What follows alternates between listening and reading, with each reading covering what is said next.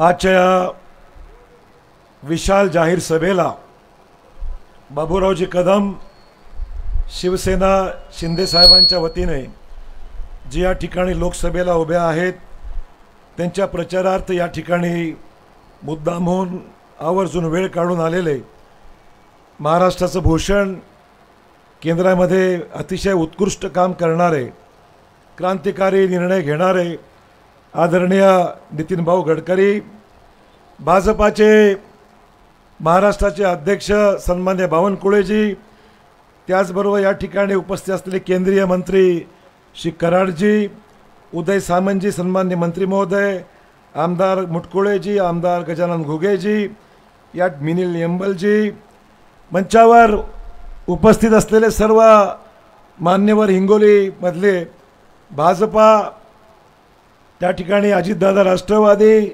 आणि शिंदे साहेबांना मानणारे सर्व आमचे शिवसैनिक, या विशाल सभेला आलेले सर्व जनसमुदाय, बंधू भगिनी आणि सहकारी मित्रांनो, आज या ठिकाणी आपण सर्वांनी प्रथम गडकरी साहेबांचं जोरदार स्वागत केलं पाहिजे। नागपूरचा किल्ला जिंकून ते या ठिकाणी आपल्याकडे आलेले आहेत।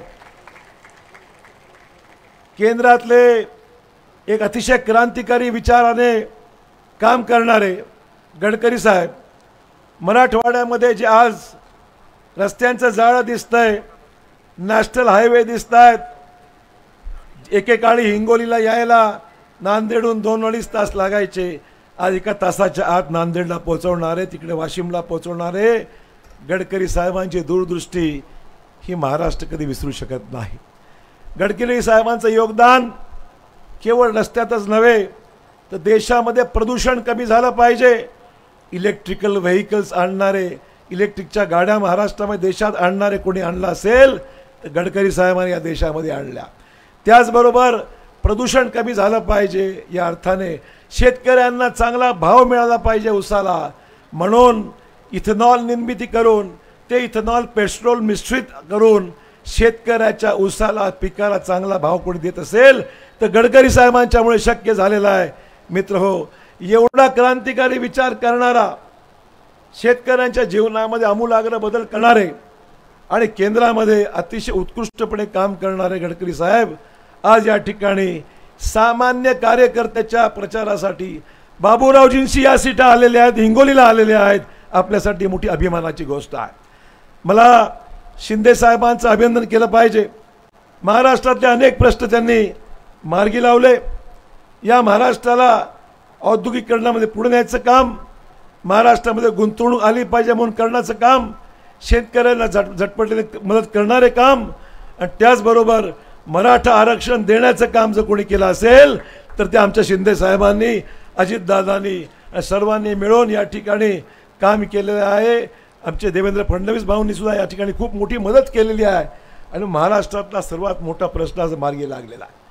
मराठवाड्याला आम्हाला अपेक्षा आहे जास्तीत जास्त जागा राज्यामध्ये आपल्या महायुतीच्या आल्या पाहिजेत।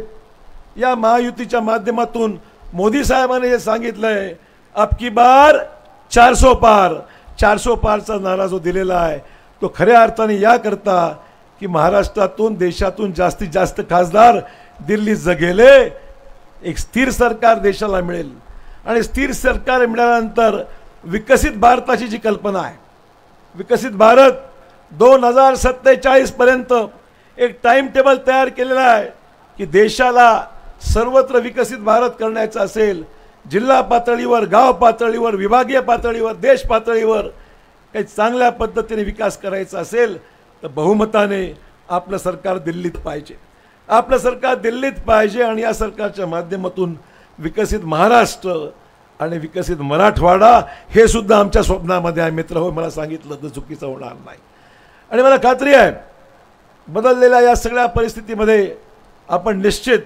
मोदी साहेबांच्या मागे ठामपणे उभे राहाल।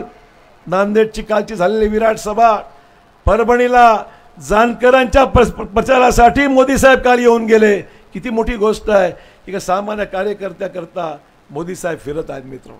आणि म्हणून मी अधिकचा वेळ घेणार नाही, गडकरी साहेबांना पुढे जायचं आहे, पण मी सांगू इच्छितो नांदेड हिंगोली काही वेगळं नाही, नांदेडचं संपूर्ण सहकार्य बाबूरावजींना आम्ही 100% देणार आहोत.